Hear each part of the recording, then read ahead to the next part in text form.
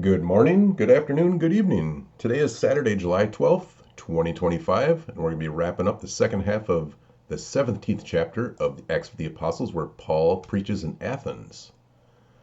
Quick look at the daily reading plan. Month of July, 12th, finishing up 17, 16 to 34. And last night we started Psalms. Amazing. All right, so we have Paul preaches in Athens. While Paul was waiting for them in Athens, he was deeply troubled by all the idols he saw everywhere in the city. He went to the synagogue to reason with the Jews and the God-fearing Gentiles, and he spoke daily in the public square to all who happened to be there. He also had a debate with some of the Epicurean and Stoic philosophers. Ooh, side note, I love Stoic philosophy right now. I'm reading a lot of books on that. Sorry.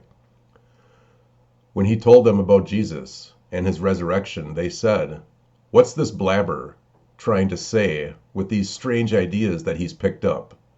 Others said, "He seems to be preaching about some foreign gods." Then they took him to the high council of the city. "Come and tell us about this new teaching," they said. "You are saying some rather strange things, and we want to know what it's all about." It should be explained that all the Athenians, as well as the foreigners in Athens, seem to spend all their time discussing the latest ideas. So Paul, standing before the council, addressed them as follows: "Men of Athens, I notice that you are very religious in every way. For as I was walking along, I saw your many shrines, and one of your altars had this inscription on it: 'To an unknown God.' This God, whom you worship without knowing, is the one I'm telling you about. He is the God who made the world and everything in it.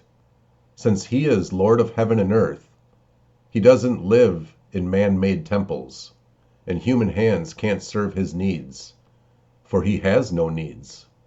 He himself gives life and breath to everything, and he satisfies every need.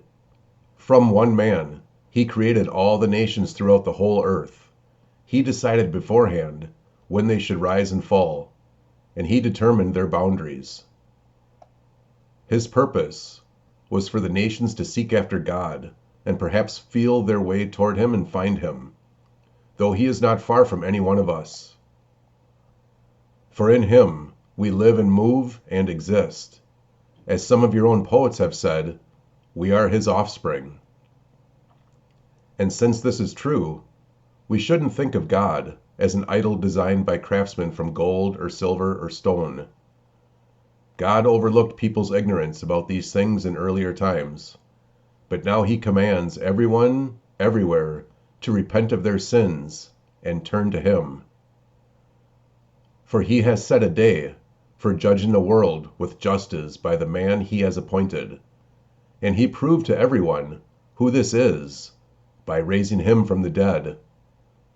When they heard Paul speak about the resurrection of the dead, some laughed in contempt, but others said, "We want to hear more about this later." That ended Paul's discussion with them, but some joined him and became believers. Among them were Dionysius, a member of the council, a woman named Damaris, and others with them. I probably said that one wrong, but it is what it is.